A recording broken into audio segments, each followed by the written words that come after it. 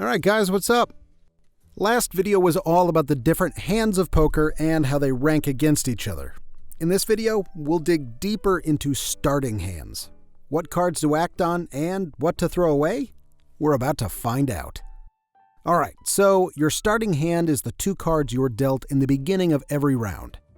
There are two general classes of starting hands.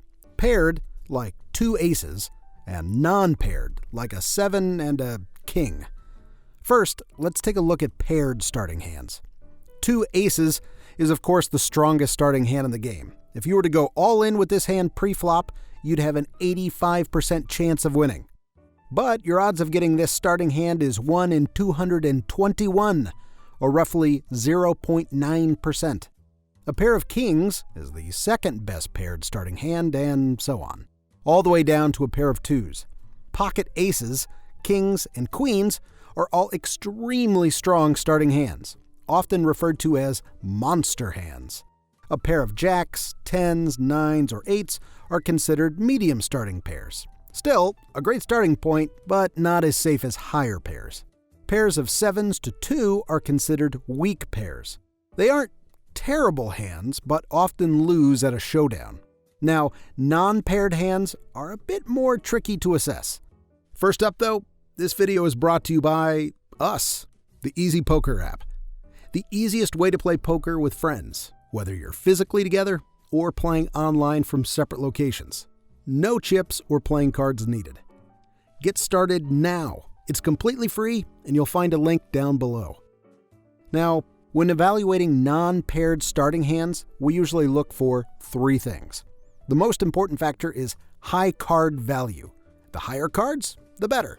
Two high cards are great, as you might hit a pair from the table and have your other card be a strong kicker. A starting hand with just one high card is much less valuable. Your chance of hitting a high pair from the table is cut in half, and even if you did, your kicker is weak and can be beaten by somebody who has the same pair but a better kicker.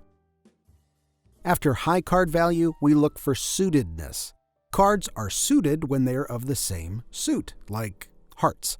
If cards are of two different suits, like hearts and spades, it's called offsuit. A suited starting hand is a lot better than an offsuit. This is because your chances of hitting a flush, which is 5 cards of the same suit, is a lot higher, since you already have 2 of the 5 cards. Suited cards have a 5.8% chance of hitting a flush. Offsuit starting hands only have about 1.3%. Your odds of getting dealt a suited starting hand is about 24%. So, it's a necessary aspect to keep in mind while playing. The third thing we look for in a starting hand is connectedness.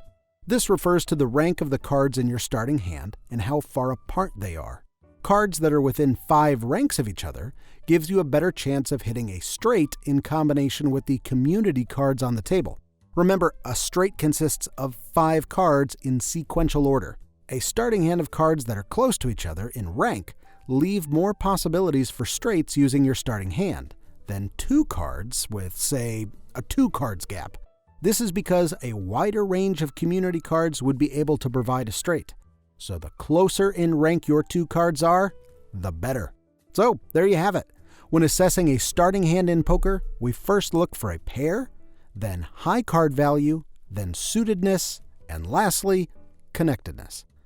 If you and your friends want to practice your starting hand strategy, I recommend downloading our free EasyPoker app. It really is the easiest way to play poker with friends. Now remember, this is a series, and so in the next video, we're going to look at position. What does it mean, and why is it the difference between good players and great players? I'll tell you.